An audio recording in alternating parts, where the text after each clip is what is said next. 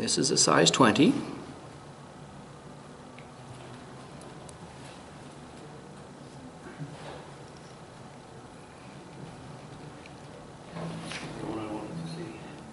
Okay, so this is, again, this is, I mean, it's pretty small, but it's not really, really small. A lot of this is exactly the same.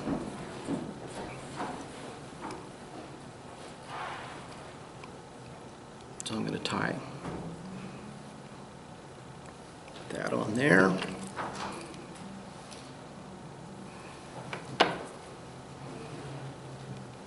And get to the point at which I'm going to put on the... Now, I've got another batch of this here. I'm gonna do the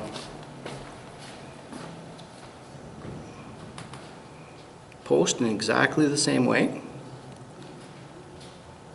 So 2 or 3 wraps in exactly the same spot. Lift up both of them up together, hold them up, and then go around. You notice that I'm using this finger here to keep it above the shank of the hook. It's probably in the way.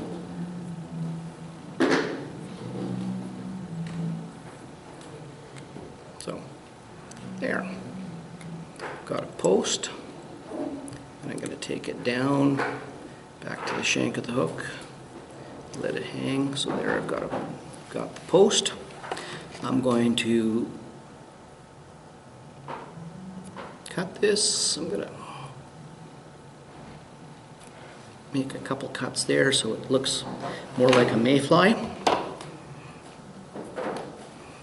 And this time I'm gonna what I'm gonna do is I'm just gonna take this hackle. I'm using the same size 16 hackle. You can oversize the hackle on a parachute.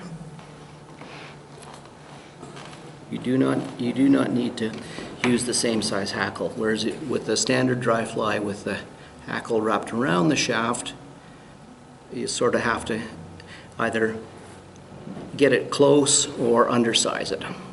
Ugh. And there, I made a mess. So I'm going to try to save this.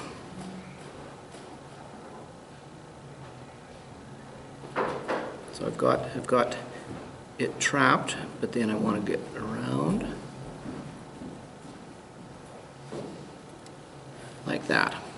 Okay, so you see this? You say, well, wouldn't that be an impediment? Get in the way? No. Every time you go over, you just knock it out of the way. And then I'm going to go back here to there. Make a tiny little ball. So I use just a tiny bit of dubbing. Put it on there.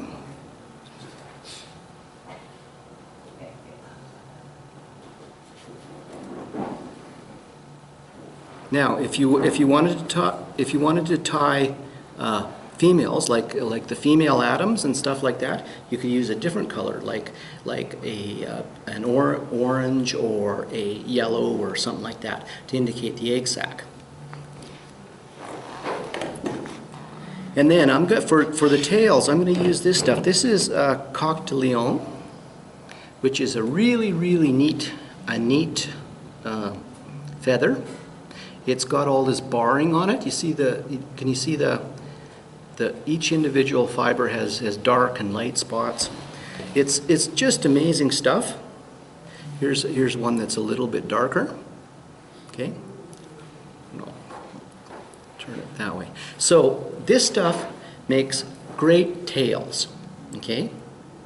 It does not make good dry flies at all. You can't make a dry fly out of this because the hackle fibers are just too long. You might be able to use it in a streamer or something like that as not the main feather, but an accent feather or cheek on the side. But otherwise, it's sort of almost useless. So I have 4 of these in different colors, and in all the years I've had them, I've managed to use up a couple feathers because tailing, that's the only thing I can find out that it's good for.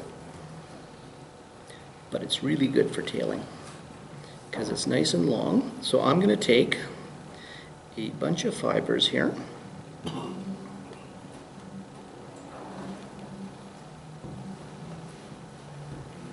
Rip them off the shaft. Try to keep the tips together, sort of. And then I'm going to angle them like this.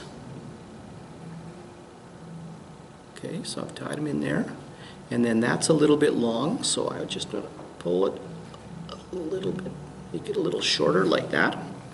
And then I'm going to try to space these so that some are on one side of the ball and some are on the near side of the ball. So as I tie these in,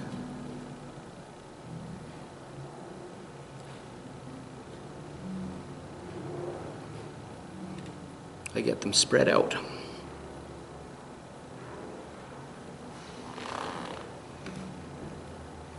So it's actually turning out not too bad. It's got a nice sort of a fan shape to it. And again, we go back to the blue-winged olive dubbing.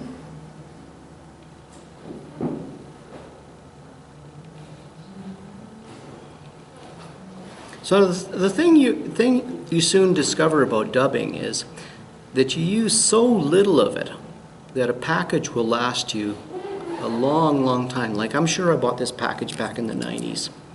And I've tied a lot of blue-winged olives over the years. And this one, I'm getting to the point where I think I may need to make some more of this stuff. So I've tied in lots of extra, so I'm going to just build up a tapered body. So that's that, and go back over that so that this gets a little fatter up there. Yeah. And then up front, where the thorax is fat, I'm going to put some stuff in there. And I just need a tiny smidgen more.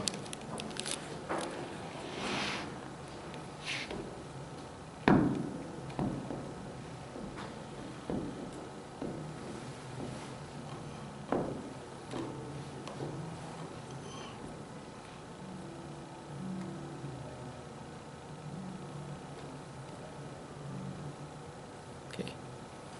Now, then I just go and I wrap the hackle. Same as before. And I left the thread in the right position over here so I can wrap it off good. How many wraps you make is up to you. If you want to make a lot of wraps, you can make a lot of wraps. So I've done 3 wraps there. And then I get my whip finisher. And this is the sort of thing that you need your whip finish tool to do. You cannot do this with your hands because it's just not possible to put it accurately.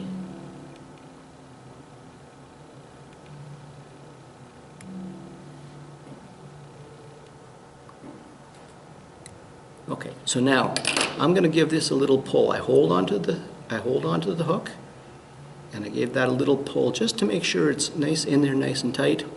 And I grab both of these.